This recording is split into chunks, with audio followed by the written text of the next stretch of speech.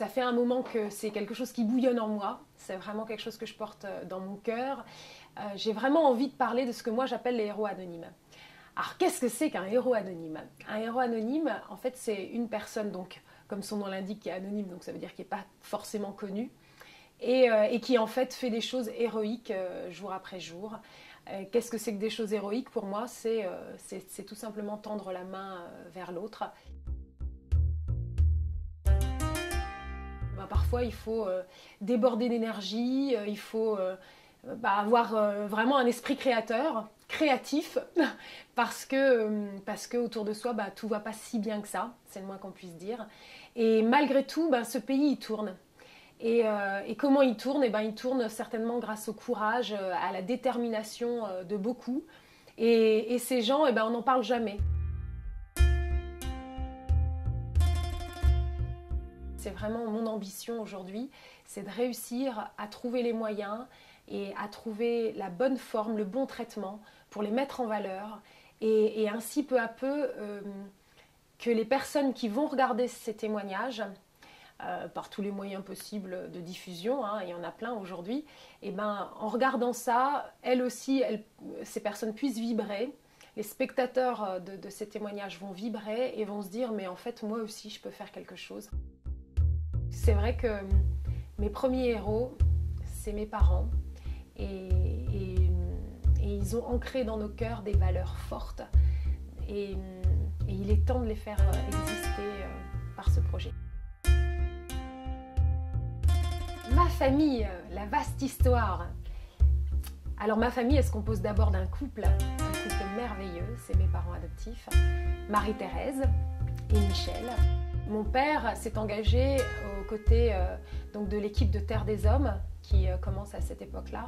Et en fait, il se retrouve avec tous les dossiers d'enfants à adopter. Mes parents donc, qui commencent à se poser la question de l'adoption, entendent parler d'un premier enfant qui n'est pas du tout un bébé, qui est déjà un adolescent, qui a 14 ans. C'est mon grand frère Ricardo. Et en fait, Ricardo, il avait déjà été trimballé de famille en famille. Et en gros, ils apprennent que c'est sa dernière chance. Soit on lui trouve une famille d'accueil, soit il va partir à l'armée. Et là, ma mère, immédiatement, a le cœur déchiré et se dit non, on peut pas laisser cet enfant parce que c'est encore un enfant. Le laisser partir directement à l'armée, il faut lui donner cette chance. Et donc, le premier enfant qu'ils adoptent, c'est Ricardo, qui a 14 ans.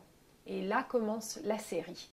Ma mère tombe enceinte et elle a notre grande sœur, la seule enfant de la famille qui est véritablement l'enfant biologique de mes parents. Elle s'appelle Marie-Laurence. Et donc c'est un grand bonheur évidemment. Mais cette envie de bébé, elle est toujours là, elle est toujours forte, ça ne leur suffit pas. Et ils continuent donc d'étudier ces dossiers et c'est là où c'est fou parce qu'il y a des choses qu'on n'imagine même pas. C'est-à-dire qu'évidemment, certains enfants sont trop âgés, mais il y en a, sur leur dossier, il est marqué trop foncé, par exemple.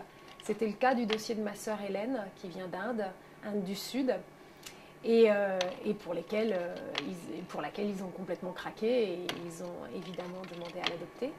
Et puis, ils ont adopté aussi ma sœur Virginie, de Corée du Sud, et ça a été les deux premières dont ils ont fait la demande. Et puis après, les choses se sont enchaînées. Moi, je suis arrivée 2 ans et demi, 3 ans. D'ailleurs, la plupart des tout premiers, on est arrivés vers 2 ans et demi, 3 ans. Moi, je suis d'origine haïtienne. Et donc, petit à petit, en fait, la liste s'est allongée parce qu'ils ont aussi craqué pour des enfants qui sont français, mais qui sont handicapés. Et ça aussi, c'est un facteur qui fait que très souvent ces enfants-là aussi ne sont pas adoptés parce qu'ils ont des handicaps. Donc ils ont adopté ma sœur Cathy qui est sourde. Et puis donc il y a eu Quentin, il y a eu Younous de Mauritanie, il y a eu Gaston qui vient du Cameroun et qui était en fait tombé dans un feu quand il était tout petit. Et puis j'ai un petit frère, Pierre-Vincent, qui est vraiment l'ange de la famille. Pierre-Vincent qui n'a ni bras ni jambes. Et donc ils entendent parler de ce petit garçon qui est dans une pouponnière à Tours et qui est en train de se laisser mourir de faim parce par manque d'amour. Mais à ce moment-là, on est déjà nombreux, on est assez petits, et là, mes parents se disent, c'est une énorme responsabilité, il faudra toujours être là, attentif à ses moindres besoins. Et donc, pour la première fois, ils se disent, on va demander la permission aux autres enfants. Et donc, ils nous réunissent dans notre salon, et ils nous disent, voilà, qu'est-ce que vous en pensez? Est-ce que vous êtes prêts à l'accueillir? Voilà. Et alors, moi, je me souviens, on est monté, moi, avec ma sœur Hélène et ma sœur Virginie, on est monté dans notre chambre et on a pris une poupée. Et puis, on lui a enlevé les bras et les jambes pour vérifier ce que ça donne, quoi. On a regardé la poupée comme ça. Puis, on n'a pas vu où était le problème, en fait. On s'est dit, ouais, enfin, voilà, quoi. Et donc, on s'est réunis ce soir-là dans le salon de la maison. Et puis, on a dit à nos parents, bien sûr qu'on le prend, évidemment.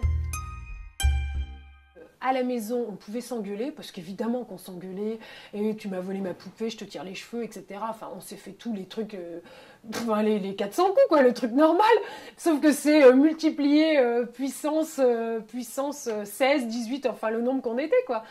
Mais dès lors qu'on faisait face au monde extérieur, on était hyper soudés, et on faisait face ensemble, vraiment comme une tribu. Donc, voilà, moi, j'ai vraiment, c'est ça qu'on porte. Moi, je garde toujours ce lien, c'est d'abord cette humanité, aller à la rencontre de l'humanité de chacun. Donc voilà, j'ai pu déployer un petit peu un savoir professionnel que j'ai accumulé au fil du temps. Et aujourd'hui, je veux aussi mettre ces compétences, je veux aussi les mettre au service donc, de mes héros anonymes, de ces personnes qui œuvrent pour le bien de tous. Donc c'est tout sauf déprimant. On va pouvoir se pencher sur les problèmes, mais pas du tout pour s'apitoyer et pour pleurer et se dire c'est bon, j'ai versé ma petite larme.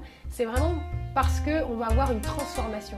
Et ça fait éclater les cœurs, quoi. On se dit waouh, c'est super, tout a changé. C'est génial. Alors ok, peut-être c'est pas tout a changé et maintenant tout est merveilleux dans le meilleur des mondes. Non, l'idée c'est pas le meilleur des mondes. L'idée, c'est d'œuvrer pour un monde meilleur. Voilà, c'est ça.